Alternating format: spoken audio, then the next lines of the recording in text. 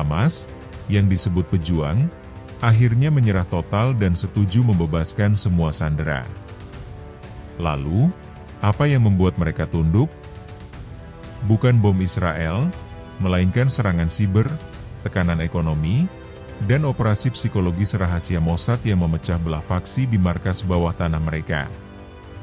Kita akan mengungkap strategi PAC Corridor Initiative yang dirancang Trump dan Israel untuk memenangkan perang ini tanpa satu tembakan pun, mengubah citra Israel menjadi arsitek perdamaian.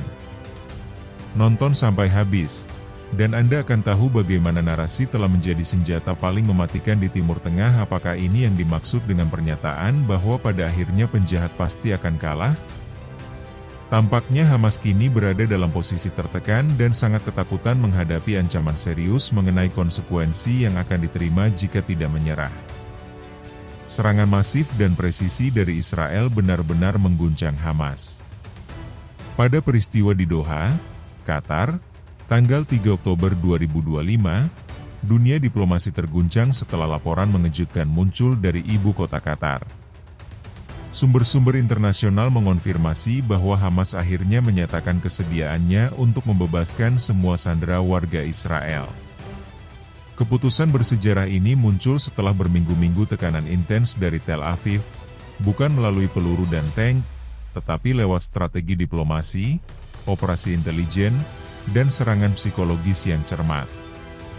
Bagi banyak pengamat, langkah ini bukan sekadar isyarat damai, melainkan bentuk kemenangan tanpa peperangan, sebuah kemenangan di ranah pengaruh dan persepsi.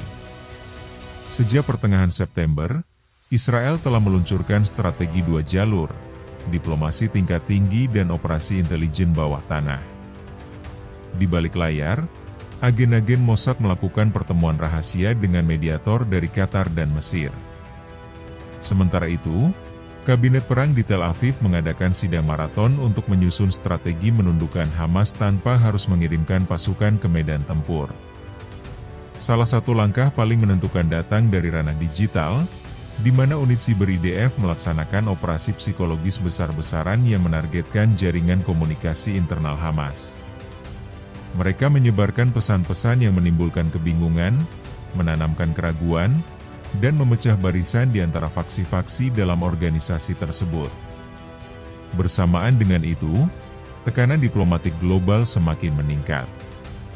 Negara-negara sekutu Israel menahan aliran bantuan kemanusiaan ke Gaza, menunggu tanda bahwa Hamas bersedia menunjukkan perubahan sikap. Media internasional dengan cepat menangkap arah permainan ini. Editorial The Guardian menyebut Israel tengah memainkan babak baru dalam perang modern, bukan melalui rudal, melainkan lewat tekanan politik yang mengubah kalkulasi lawan. Analis Al Arabiya bahkan menyebutnya sebagai serangan tanpa darah yang mematikan. Dalam hitungan minggu, Gaza semakin terisolasi. Ekonomi lokal lumpuh, jaringan logistik terputus, dan ketidakpuasan rakyat meningkat tajam. Di sisi lain, Israel tetap menjaga tempo dan menahan diri dari serangan besar, tetapi mempertahankan kehadiran udara di langit Gaza sebagai simbol dominasi. Semua langkah ini bukan kebetulan, melainkan bagian dari strategi matang untuk mendorong Hamas ke satu titik, di mana mereka tak punya pilihan selain membuka pintu negosiasi dan menyerah pada tekanan diplomasi. Dan tepat pada malam itulah, laporan dari Doha menggema di seluruh dunia. Dorongan terbesar datang dari Washington.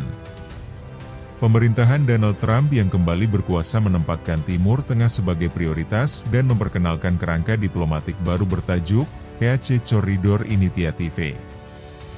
Rencana ini menargetkan penyelesaian konflik Israel-Palestina dengan langkah simbolis pembebasan seluruh sandera sebagai awal dari babak baru perdamaian. Di Gedung Putih, tim penasihat keamanan nasional bersama perwakilan Mesir, Qatar, dan Uni Emirat Arab merancang proposal yang menggabungkan tekanan ekonomi, janji investasi, dan jaminan keamanan bagi Gaza pasca perang. Tujuannya sederhana, membuat Hamas terlihat heroik di mata publik Arab, namun tetap menguntungkan Israel dalam meja perundingan internasional. Washington menyadari bahwa kekuatan militer Israel sudah terbukti. Namun, Dalam dunia modern, kemenangan sejati datang dari narasi dan persepsi. Jika pembebasan sandera bisa terjadi di bawah payung diplomasi AS dan Israel, maka dunia akan menilai keduanya sebagai arsitek perdamaian. Negosiasi di Doha berlangsung intens dan panjang, dengan utusan Amerika bolak-balik antara Tel Aviv dan Qatar membawa rancangan kesepakatan yang berisi 7 poin penting. Mulai dari penghentian serangan udara sementara, mekanisme pertukaran tahanan, hingga jaminan keamanan dan bantuan kemanusiaan. Salah satu poin yang paling sensitif adalah izin bagi Hamas untuk terlibat dalam forum rekonstruksi Gaza, memberikan mereka peluang untuk mempertahankan pengaruh politik setelah bertahun-tahun terisolasi. Bocoran dokumen yang muncul di media menunjukkan tanggal-tanggal penting dan sosok-sosok kunci di balik kesepakatan ini. Nama Jared Kushner, menantu Trump, kembali mencuat sebagai penghubung informal antara Washington dan Tel Aviv. Sumber dari Reuters melaporkan bahwa pertemuan terakhir dilakukan di pangkalan militer Al-Udeid, Qatar, hanya 2 hari sebelum Hamas membuat pengumuman resmi.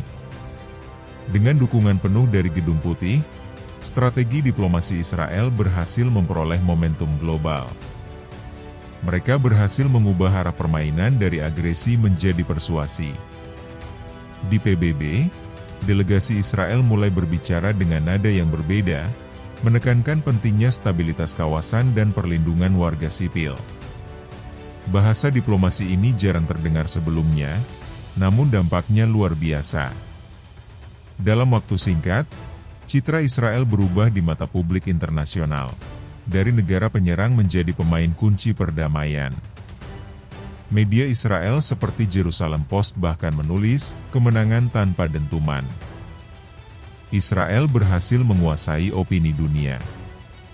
Di berbagai stasiun televisi barat, narasi serupa bergema, menggambarkan Israel sebagai pihak yang menahan diri, sementara tekanan terhadap Hamas dilihat sebagai konsekuensi politik alami. Popularitas Israel dalam survei global meningkat tajam, terutama di negara-negara Eropa yang selama ini bersikap netral. Namun, keberhasilan ini tidak terjadi secara kebetulan. Di baliknya, tim komunikasi pemerintah Israel menyusun kampanye informasi yang sangat terkoordinasi. Mulai dari pernyataan resmi pejabat hingga publikasi data intelijen dan visual kemanusiaan di media sosial, semuanya diarahkan untuk menciptakan satu kesimpulan besar. Kemenangan Israel kali ini bukan karena kekuatan militer, melainkan karena kemampuan mengendalikan persepsi dunia. Sementara itu, di Gaza, tekanan semakin tak tertahankan. Krisis energi melumpuhkan kota, bahan bakar menipis, harga pangan melonjak, dan listrik hanya menyala beberapa jam per hari. Bantuan internasional tertahan di perbatasan Rafah. Di tengah penderitaan itu, faksi-faksi dalam Hamas mulai berselisih pandang. Kelompok keras menolak kompromi apapun dengan Israel, sementara faksi politik yang beroperasi di Doha mulai melihat diplomasi sebagai satu-satunya cara untuk bertahan. Pertemuan rahasia pun diadakan di Han Yunis, di markas bawah tanah yang dijaga ketat. Sumber Al Arabiya menyebutkan suasananya sangat tegang, dengan perdebatan tajam antara sayap militer dan politik yang berlangsung selama berjam-jam. Para komandan menganggap langkah damai sebagai bentuk pengkhianatan, sementara kubu politik menilai perlawanan tanpa sumber daya hanya akan mempercepat kehancuran. Tekanan semakin meningkat ketika Qatar dan Mesir, dua sekutu penting, mengirim pesan keras bahwa tidak akan ada bantuan baru sebelum Hamas menunjukkan niat baik. Akhirnya, pilihan yang tersisa hanya dua, bertahan sampai hancur atau bernegosiasi demi kelangsungan politik. Opsi kedua menang tipis. Dan dari titik itulah, pernyataan resmi Hamas disiapkan. Negosiasi terakhir di Doha digelar di sebuah hotel mewah di kawasan Diplomatic Street, di bawah pengamanan ekstrim. Perangkat komunikasi pribadi disita, jendela ditutup rapat, dan seluruh pertemuan dijaga oleh pasukan bersenjata Qatar. Di dalam ruangan itu, perwakilan AS, mediator Mesir, intelijen Israel, dan delegasi Hamas duduk berhadapan. Ketegangan sangat kental. Setiap kata bisa menentukan gagal atau berhasilnya kesepakatan. Pembahasan berfokus pada 7 topik utama, mulai dari pembebasan sandera hingga batas aktivitas militer Hamas setelah gencatan senjata. Israel menuntut kontrol penuh terhadap perbatasan Gaza, sementara Hamas menolak kehilangan simbol kedaulatan. Setelah 5 jam perdebatan sengit, kompromi akhirnya tercapai menjelang pukul 2 dini hari waktu Doha. Delegasi Hamas menyetujui formula bertahap untuk pembebasan sandera dengan pengawasan internasional. Ketika laporan itu tiba di Tel Aviv, para pejabat menyambutnya dengan tenang. Mereka menyadari bahwa kemenangan sejati kini tidak terletak di garis depan, melainkan di meja perundingan.